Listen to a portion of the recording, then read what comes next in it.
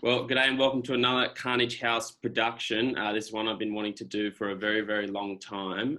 Today we'll be speaking with best-selling author, celebrity chef, and alleged conspiracy theorist, Pete Evans. Pete, thank you so much for coming on. I like that, alleged.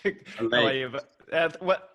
Thanks for having me, and g'day to anybody that's listening or watching too. And what a treat this is to have a conversation with you and your listeners. Oh, perfect. Well, I'm sure all 9 of them will be absolutely stoked. We'll see.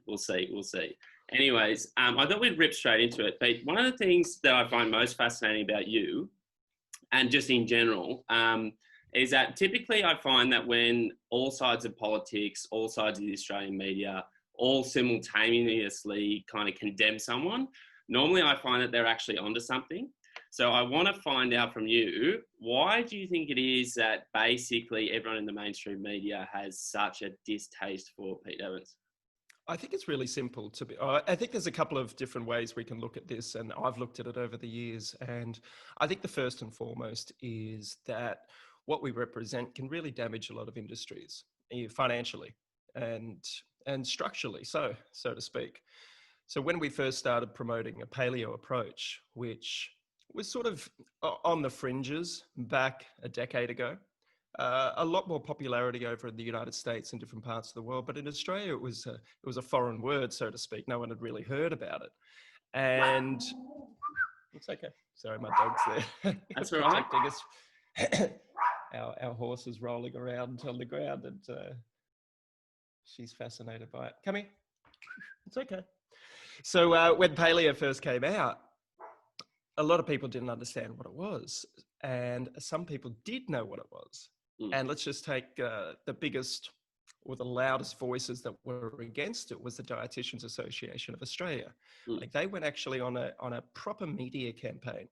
They put out media releases across the board, across the country, to say that what I was promoting was dangerous, and that cavemen died at the age of 35. And if anybody adopted this way of eating, which at its basic is meat and vegetables, or seafood and vegetables and fruit, it's really a simple diet, and that people would die, people would get sick from adopting this very extreme diet, as they would call it. And that raised my suspicions. I was like, okay, well, why is there a concerted effort by a health authority to condemn a diet that has been proven scientifically and anecdotally with hundreds of thousands of people around the world at that time to not only improve people's energy levels, but reduce weight, reduce inflammation? And the flow-on effect from reducing inflammation in people's bodies is that they come into a state of homeostasis, which means natural health, basically. So all our systems are working as they're meant to do, because we're not putting any extra burden on them through inflammatory food sources. And when you actually dig deeper into understanding how the dietitians associations around the world were, what's the right word?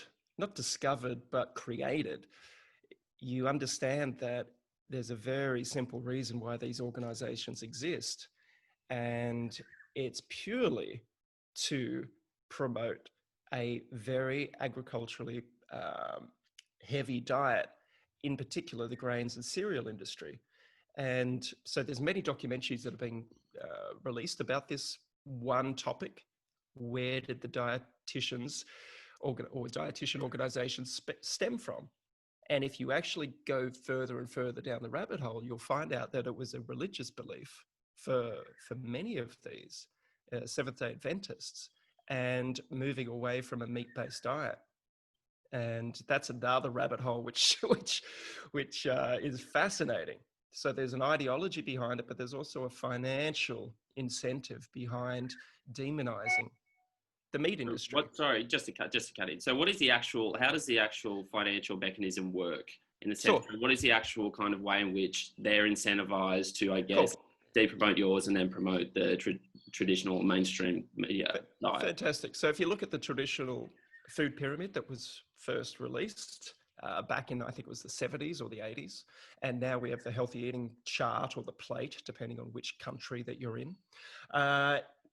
The bottom of that pyramid, or the largest chunk of that, is the cereal and grains sector or food groups. Mm. Now, paleo doesn't put that into their food philosophy at all.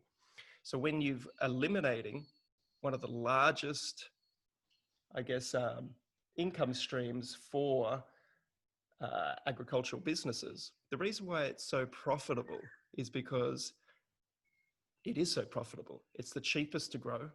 You have the highest profit margin on anything. So when you look at fruits and vegetables and meat and seafood, for instance, the profit margin on that is very small.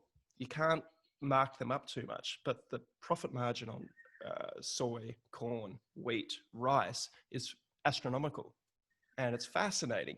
And the interesting thing about these food groups is they don't really perish either. You think about fruits and vegetables, meats and seafoods, they have a short shelf life before either they turn rotten or they need to be discarded. Whereas anything you can put into a box or a packet, rice, wheat, cereal, grains, corn, these types of things, they last a very long time. So they're not perishable like the other foods and commodities. So when you look at these books that have been written, the best one that was written I found was Denise Minga, M-I-N-G-E-R. She wrote a book called Death by Food Pyramid, very heavily researched. And she outlines exactly why this has taken place. So, long story to answer your question, but when you have someone with a profile, because I had a huge profile through my appearance on television as a celebrity chef over a decade or two, and you have someone that has a large following, over 1 million people on social media at the time, or 1.5 million people on social media, most of them Australians, that's a percentage of the population, like quite a substantial percentage of the population. Sure. For them to come out and say, hey, eating cereal and grains is probably not in your best interest, or any food that is produced by a multinational food corporation, right? And that therein lies the larger part of this puzzle. Yeah.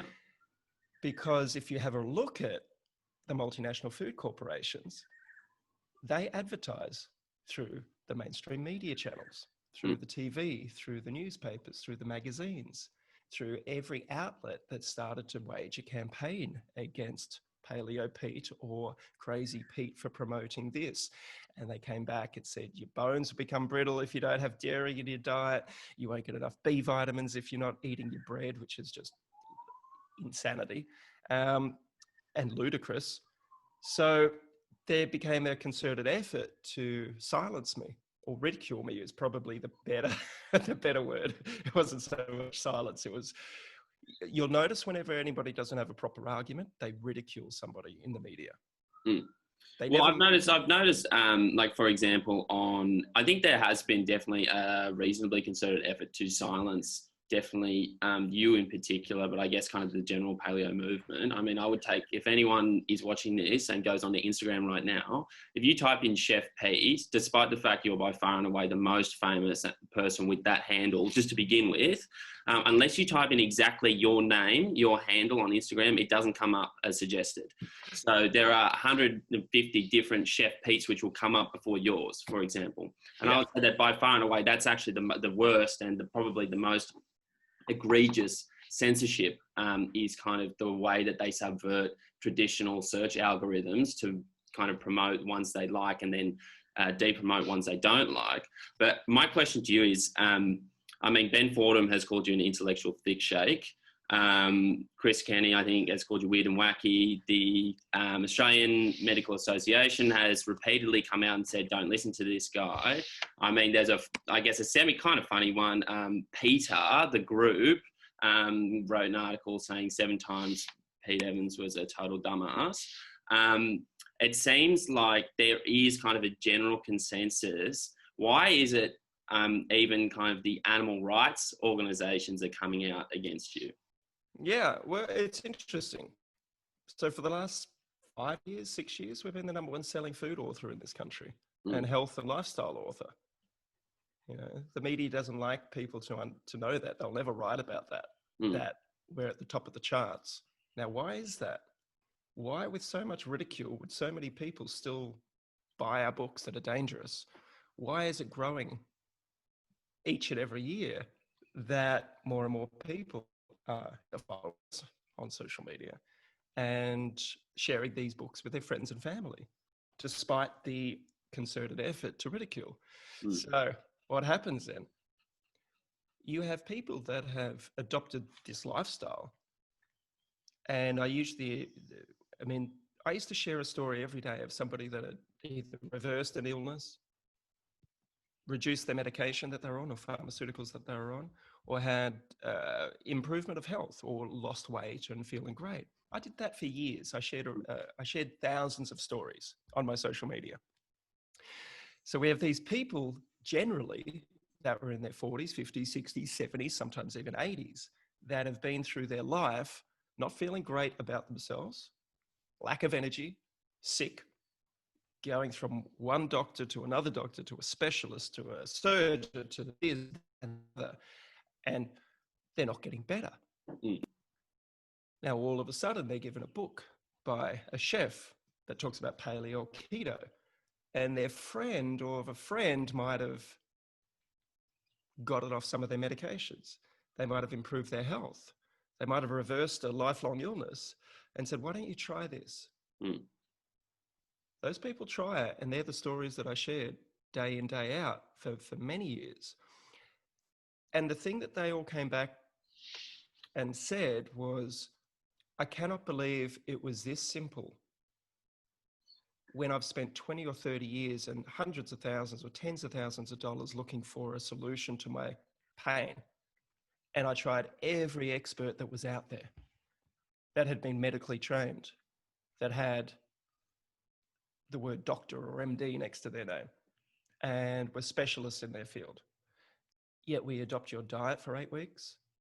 And it's not my diet, it's just something that I promote because that came from other doctors. And the doctors that I interviewed that have expanded their education and their information base. And they're like, we cannot believe it. Feel the best we've ever felt. I feel the best I've ever felt since I was a teenager. I had it the other day. I still get messages every single day, emails. I just don't share them anymore on the social media because I've done that journey.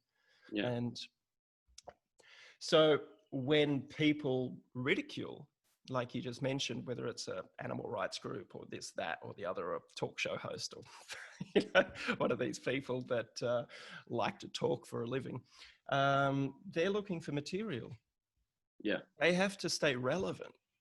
What's the way that someone stays relevant in an industry that is all about ridicule and sensationalism and half-truths or total mistruths and occasional truth? What do? They go for potentially the lowest hanging fruit. Jump on, when you were kids, you'd have that game, stack on or jump on, the weakest, so to speak.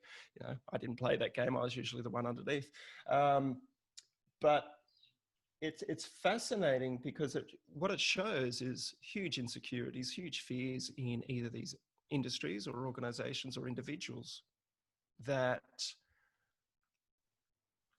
have not come to the realization of trust, acceptance, non-judgment, freedom of speech.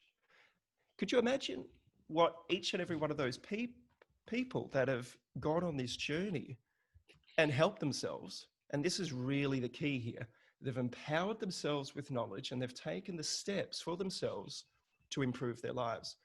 Could you imagine what they would feel when they have completely improved their lives, and then they read an article by one of these individuals or hear them on their talk show stations or watch them on a breakfast TV station, read a mainstream news article that ridicules something that changed their entire life? What would that do to you? If you or your child, and this happens a lot of parents with children that they couldn't find the answer to have improved their children's life, and then they read something from somebody that's not educated, that's not empowered, that hasn't experienced what these people experience, and then they read a lie about them or about that philosophy, you'd be like, hey. So you can see how this is backfiring on these media organizations or these individuals. What's happening to them is they're losing their reputation by trying to shoot down a messenger. Sure. And that's all we do is share information that helps people. So it's a fascinating time to watch this play out, because the further we go along, the more aggressive they're becoming in their attacks, which is beautiful, because they're destroying themselves each and every time they form their opinion. And it's usually not even their opinion. It's usually, I'll go back a couple of years ago where I was interviewed by one of the current affairs programs. And they started listing off, just like you did, these people or these quotes. And I said to him, I said, where did you get that from? What news source was that from? And he's like, oh, it's just out there in the mainstream media. I said, which news source? They're like, oh, I read it in Woman's Day. I said, so you're an investigative journalist and you get your information from Woman's Day or Mamma Mia, and you call yourself a journalist? So I said, so every story that you've ever read in Woman's Day over the last 2 decades, you believe is factual? Because that's what you're telling me. The place that you get your information from is a factual news source, and you're sitting opposite me quoting them as your argument. I agree. They don't have much to say when you say that to them, because that is the truth, because it's all been regurgitated out of these tabloids type magazines or news sites. And when you see them for what they are, they're just full of nonsense. Yeah. I think that's definitely a fair and true point. So just to play the devil's advocate, because I know that people say I'm not probably being fair or balanced if I don't. People say, okay, well, Pete, we get that, but how can you, there are probably hundreds of doctors, thousands of doctors, which if we tapped them on the shoulder would come out and publicly disavow you if they were asked to. You would assume that most doctors, most GPs would be going in the industry with the intention to help people. Why would they be actively or being willfully ignorant of something that can help people, and kind of, even though it runs kind of against their training or whatever it is, why are they still so willfully ignorant of it? Yeah, that's a really good question. As I mentioned before, nearly all of the information that I get is from doctors. Right. As I said, doctors that have expanded their information base and education base. So I've interviewed many GPs that promote this to their clients. I've interviewed lots of integrative doctors or functional medical doctors that have gone on to study more about holistic therapies once they've been through the traditional medical system, because they weren't getting the results that they were looking for just by going through the traditional medical system. So that argument falls flat, because if you go to my podcast, we have 200 different interviews on there. Over at least, I would say 60 or 70% of them, I don't know the exact figures, I haven't worked it out, but they're medical doctors. They are medical doctors, and and funnily enough, they're usually the medical doctors, and they say, we're usually the ones that are booked out for 6 months or a year, or we're the ones that the patients come to because they've tried the traditional doctors. So that argument doesn't hold any weight. But if you want to delve deeper into why GPs, for instance, may ridicule this, not all of them, right? Not all of them, is because they don't learn about nutrition at school. So in their 4 to 6 years of training, they usually get 8 hours or 6 hours, sometimes 10 hours. It differs depending on which country you're in, but that's pretty much what it is about nutrition. Now, that nutrition training generally comes from the same, when you dig back deeper, to how and why were the dietitians associations formed. So they're learning the same sort of stuff, a very, very shortened version of what was already brought into the education system based off big agriculture or big agriculture and other vested interests. So You know, and I do have to agree with you. All doctors go into the profession. Well, I'd say I would like to think that most doctors or all doctors go into the profession that they want to help people. But there would probably be some out there that have gone into the profession because either it was expected of them from their parents, it was in their lineage or DNA, so to speak. You will become a doctor like we were and your grandfather was. And because it's a prestigious vocation, a lot of people, and it pays well, some people would go into that profession as well because that gives them prestige. It gives them something for their ego for certain people. And I'm not saying across the board, but some people might be allured by that. And the potential benefits of having a high income. I would love to think that every one of them goes into it to help people, but I wouldn't know whether that was the case 100% of the time. Maybe it is 99.9%, but you know, who knows what motivations there are for kids. I mean, you usually have to make that decision when you're 16 or 17 at school, how hard you're going to study. Are you going to become a doctor? Yeah. I mean, how many 16 and 17-year-olds really know what they want to do with their life? So it's an interesting thing. And I've interviewed Professor Charlie Teo, for instance, and other doctors, and they said doctors are one of the most unique people on the planet because the education system nearly trains them not to ask questions or think outside of the box. That's what makes great doctors. Great doctors need to follow procedures, you know, life and death procedures. And I tell you what, I love doctors. As you said, I've got them on my podcast. They're the ones I interview in my documentaries. Yeah. So and I've always said in every documentary, every podcast, modern medicine, ancient wisdom, or natural therapies need to live harmoniously. There's no point looking at one and ignoring the other on both sides of the coin. I know so many people that just go holistic and they're like, no, you really should be going to see a doctor that's trained to deal with that particular instance. Yeah. And other people just go to their GPs and I'm like, well, you might want to add diet advice or nature advice or something else, a holistic therapist that might be able to help with your emotional or your spiritual path at the moment. Sure.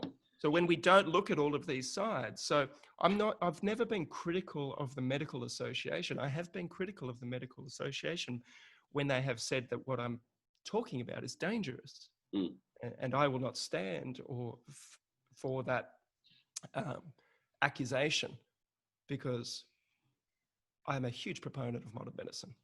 Yeah. But if you only look at modern medicine as the cure, then I think that is missing a huge opportunity for homeostasis or long-term sustainable health. If you're not looking at diet, if you're not looking at your relationship with yourself and others, if you're not looking at connecting to nature, if you're not looking at how we breathe, how we sleep, what we drink, you know, and how we live our lives, and just, I'm in pain, help me, from the medical association. And if they're not asking you those questions, then I hope that in the future that becomes part of their practice. Sure. And I think that's fair. I think there's definitely, I mean, you mentioned on one of your podcasts before, you're talking about Kefir, for example, and which is something that I'm kind of interested in. And it's one of those kind of ancient drinks that obviously, you know, through hundreds and hundreds of years, kind of it doesn't get propagated and it doesn't really kind of spread. But it's still one of these most powerful probiotic drinks. No one really likes to talk about it, but it's there and it's known with kind of to cure a whole range of things. But for whatever reason, like people don't like the fact that you can make kefir in your own home. You can, there's, you know, a couple of different kinds of kefir. You can mix it in however you want. But it's one of these things, I think, where you see people see like an ancient practice and say, actually, well, you know, just because we live in 2020, we know better automatically. But probably it doesn't get the credit it deserves. But I thought, I mean, obviously everyone can kind of look up the paleo diet, what there's, you know, obviously you mentioned there's hundreds of interviews on it. I thought we'd also just kind of move to some of the more interesting things I wanted to ask you about. Yep. So you mentioned that you were a celebrity chef, still are a celebrity chef, but obviously been dropped by my kitchen rules. But my question to you is, I just so you know, I wasn't dropped by my kitchen rules. The series finished. Right. Okay. Well, that's how it was reported. So that I withdraw that. They were never bringing back MKR. Oh, really? They don't tell you that in the media. No, they don't. They No, don't. they have this week because Okay. they needed to wait until they're what's called an upfront, and then they announce it. Okay. Fair. If you know how the game works and these industries work, then you get to be a participant in understanding the information. If you're not, then people jump on different bandwagons. But anyway, yes, I'm still a chef that is a celebrity in some realm, so to speak. And a celebrity chef just means somebody that teaches people about food. Sure. That's the simplest definition. Sure. So my question to you is, you obviously had a massive following. I've got this strange kind of interest in the way in which celebrities, or when there's some kind of big government policy or something that the government is pushing, all celebrities seem to come out at the exact same time with the exact same message. You saw it with the lockdowns. All these celebrities all at the same time start coming out saying, stay home, stay safe, right? When it's not like no one really asked them. And the same thing in America, you see all these celebrities coming out and saying, vote. They did this ridiculous thing with the naked ballots. My question to you is, and you can tell me if I'm just totally off kilter here, is there a memo that goes out to celebrities? Is there a message from the government to publicists, to agents that says, we're about to push something that's probably a little bit draconian. We need celebrity support. Can you guys get on board? Or how does that message actually work? Or is it just kind of celebrities off their own bat, attention craved? I have no idea. To be perfectly honest and completely honest, I have no idea. I think, what's happening in the United States with the election, I don't know. I'm fascinated by it. I sit back and detach and observe, just like I did here. I mean, I saw those ads. I think a few networks came out and said, we're all in this together. And you saw the celebrity heads come through. And my perception of that is probably it's not pushed through from the government as such. My observation is that potentially the networks want to put people into a safe place, potentially, I don't know, or it's what is expected of them. So if one network does it, then the other networks probably want to do it too, so they don't seem like they're avoiding an issue. So I don't think Australia's a different kettle of fish because we've got independently owned networks. So Kerry Stokes owns Channel 7, from my understanding, outright, and they've got shareholders. Channel 9 has had a new transference over the last few years. I think they did a share market rise. I know George Soros has bought a lot of shares in Channel 9, which a lot of people probably aren't aware of.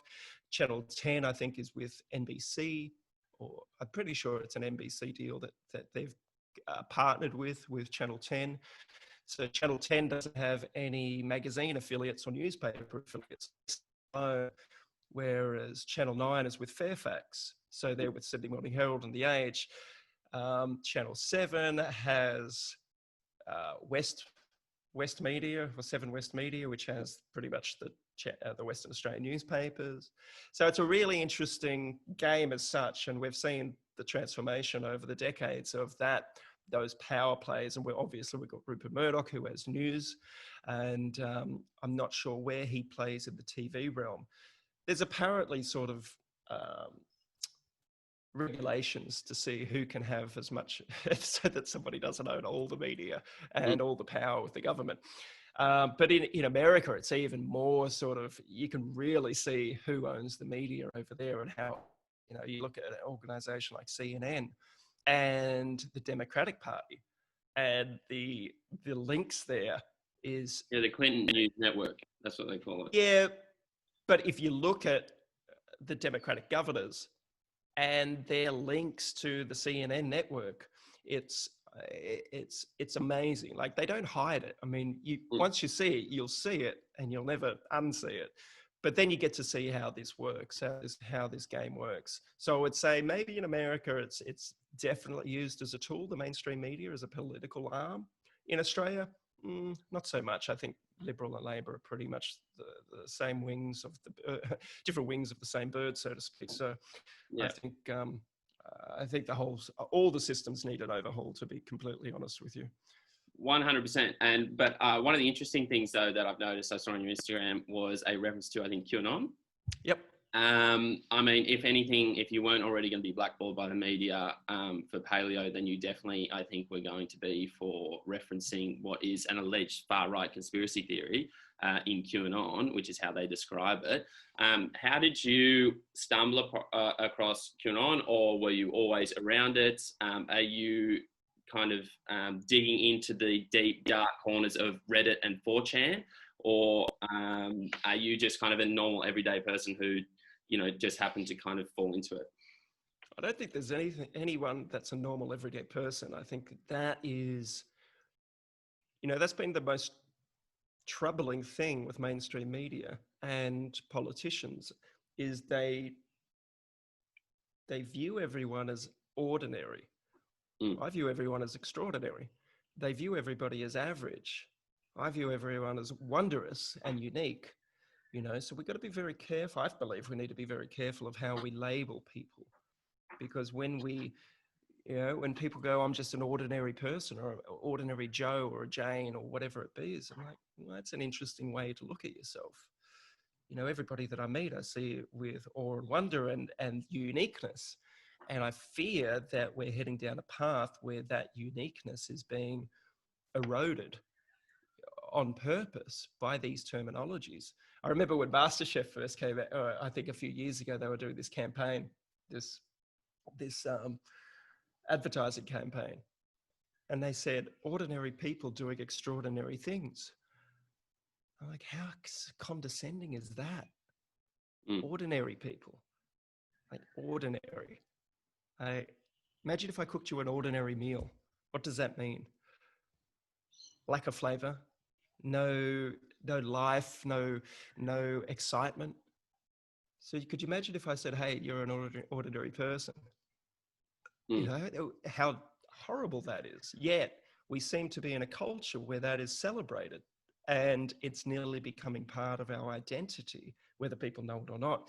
So going back to, say, QAnon, for instance, I was interviewed by Liz Hayes from 60 Minutes, probably 5 months ago now in April.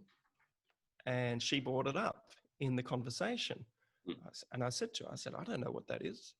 But since then, I've gone on a little rabbit hunt, so to speak, to see. Thank you, Liz. Yeah, I mean, it is great, you know. I think we saw it last week in the debate, or no, the town hall thing that Donald Trump did with one of the reporters. And she asked him, she goes, well, you support QAnon? He goes, I don't know anything about QAnon. She's like, it's a satanic pedophile cult. He's like, how do you know that? It seems the journalists know more about QAnon than people they're accusing of knowing about it. And from my understanding, there's a Q, and I think there's an anon. I don't think there's such a thing as a QAnon. But, you know, maybe a journalist can answer that one, because that's what they seem to talk about. So I'd like to look at all different aspects of the media and information.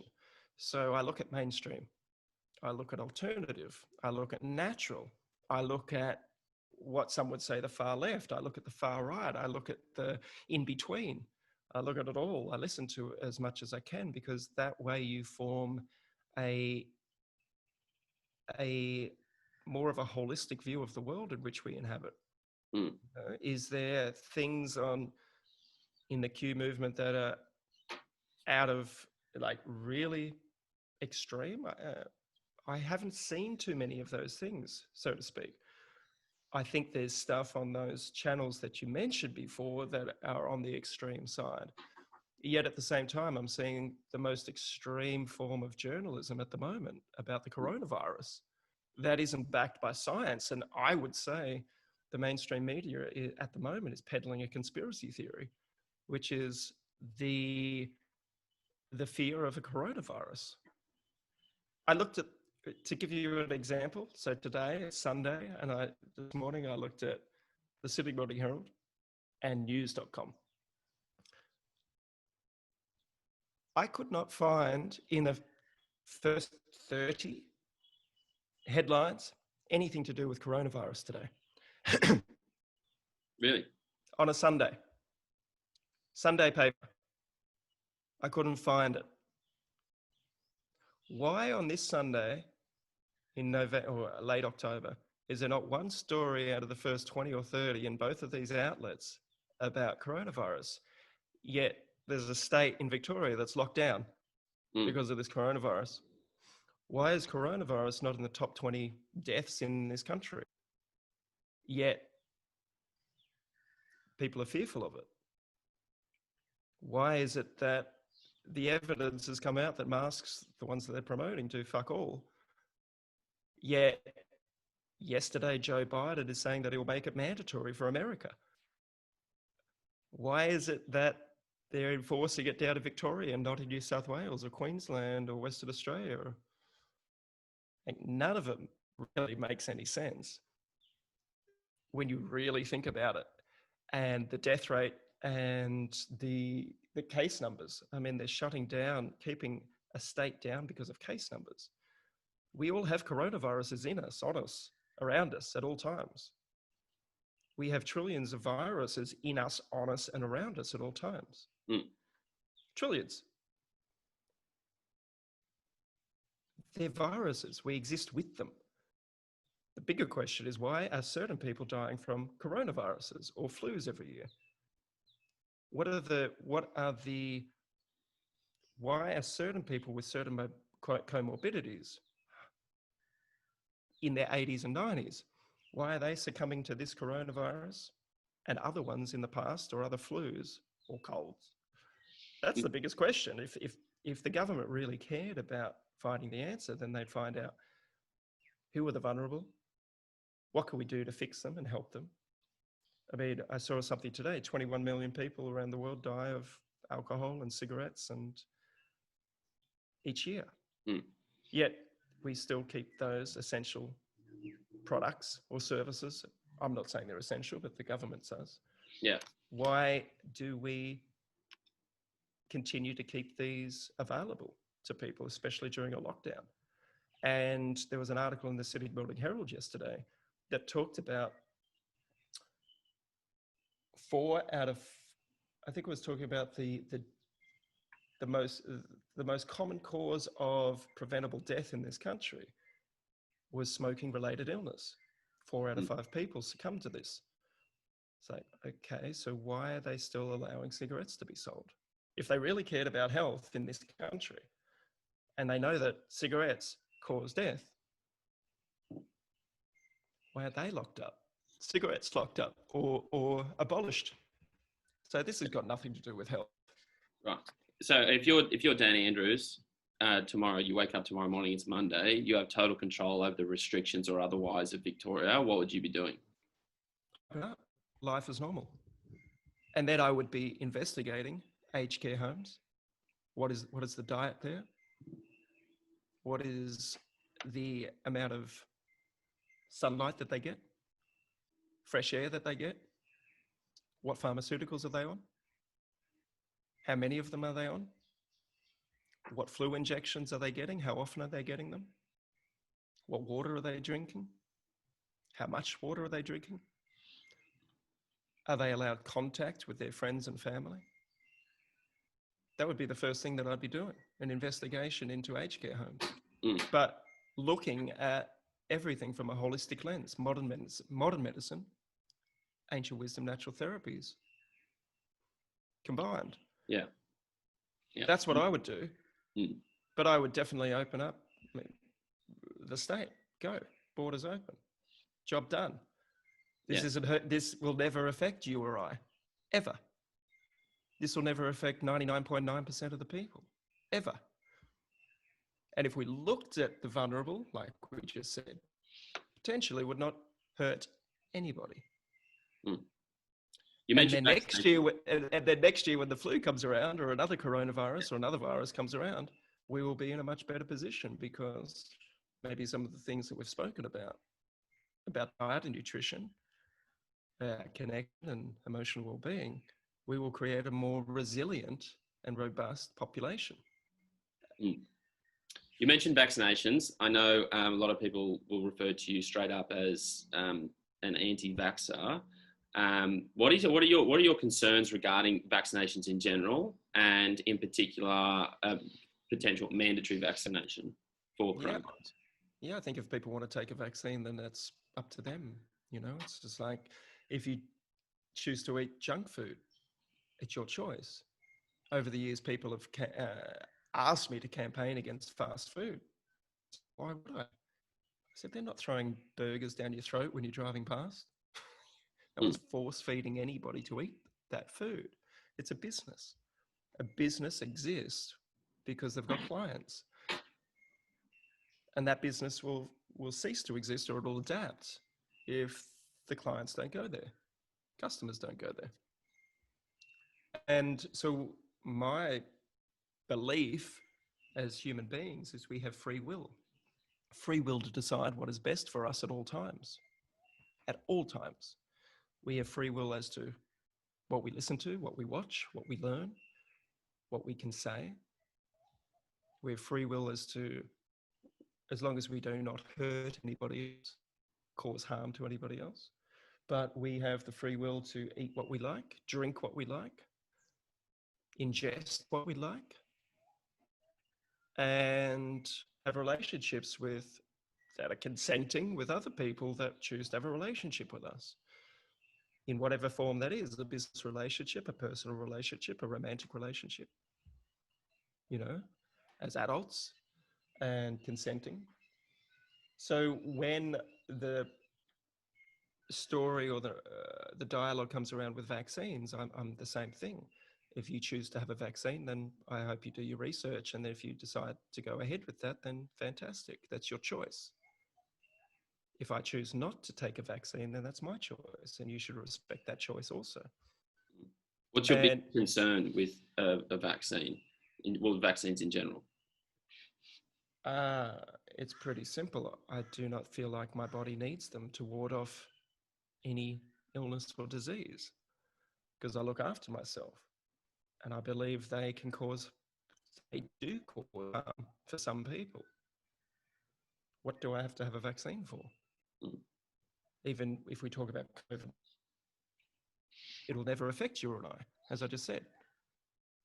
So why on earth would we have a vaccine for something that will never affect us? It just makes no sense.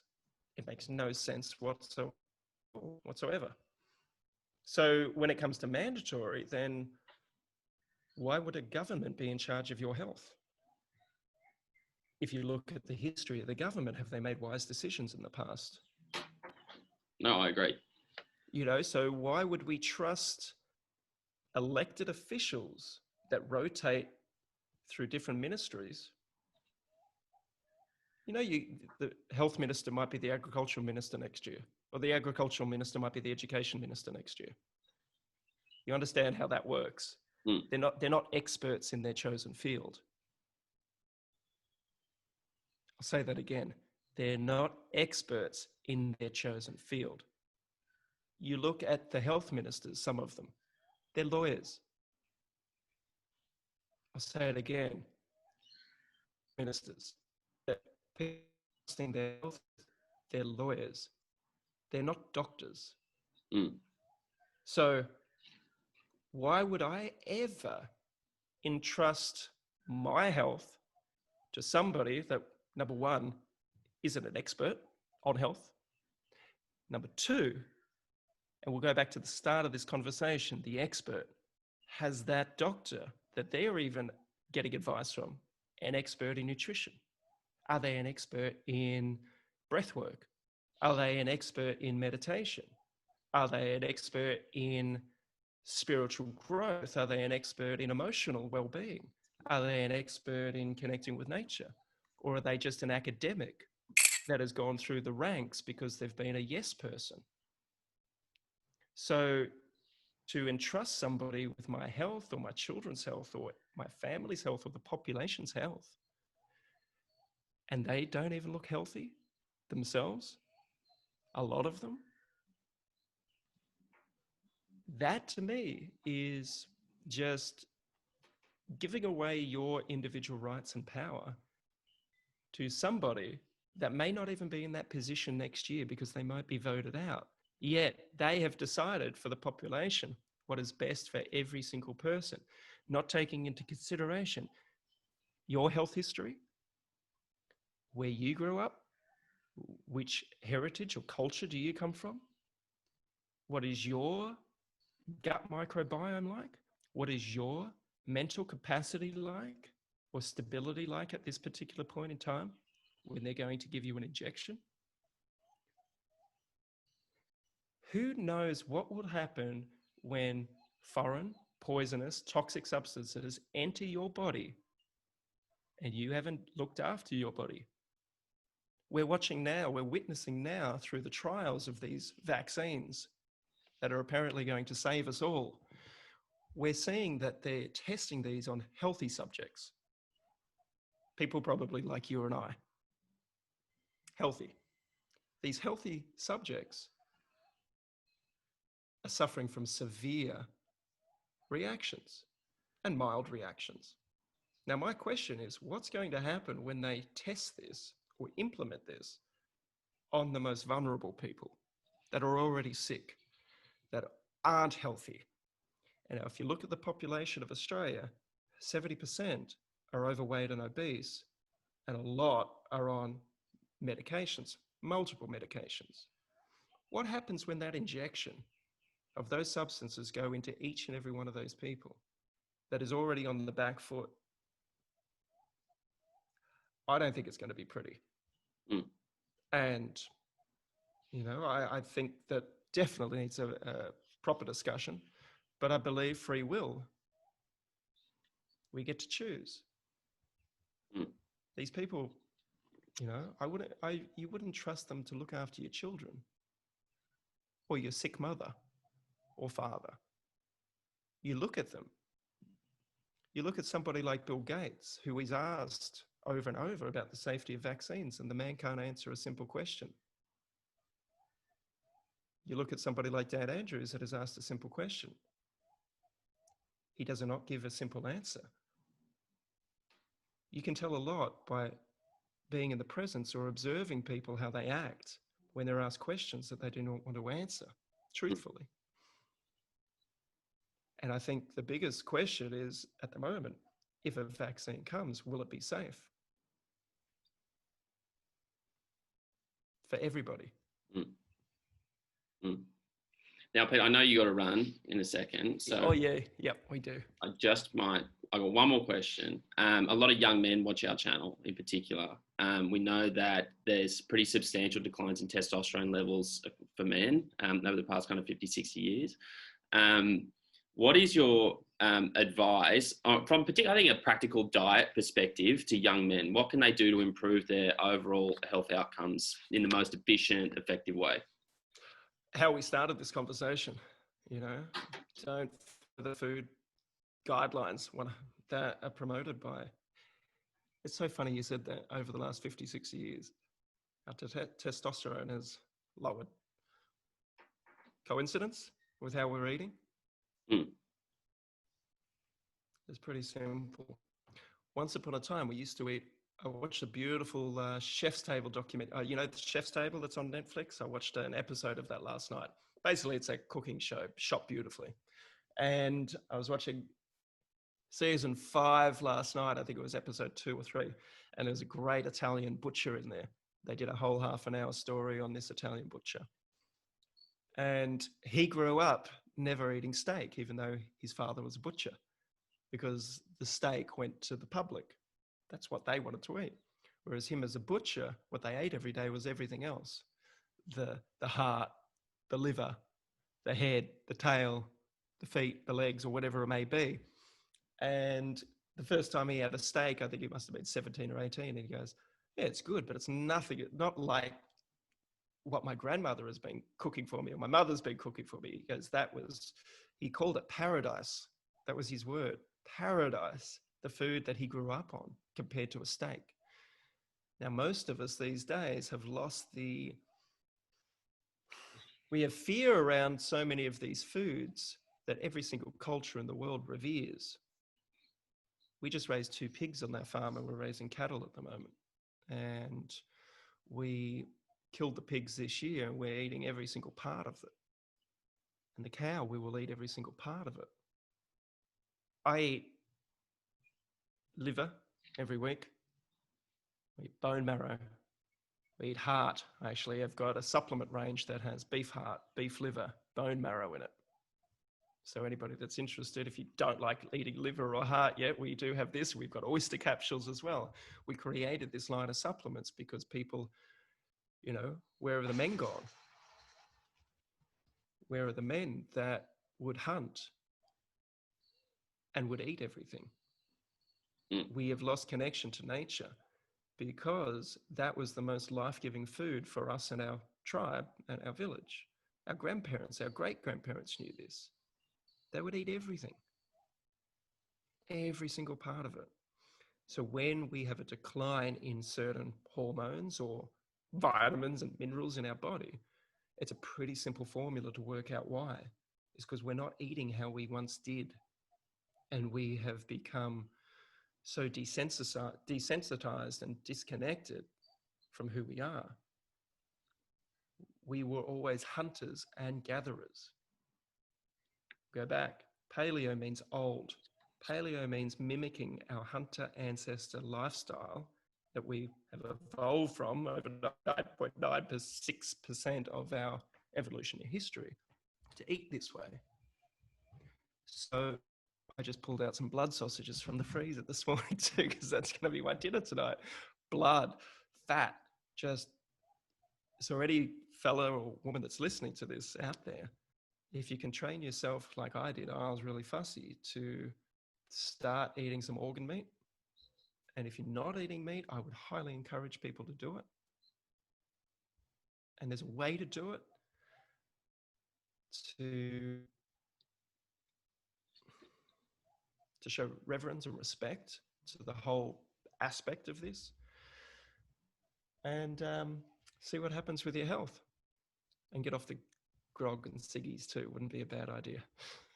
Okay, I think that's fair. I think that's good advice. Well, Pete, I want to say a massive thank you for coming on. I know you, particularly, I guess, over the last week, have made a resurgence in the media with a lot of people writing about you and talking about you online.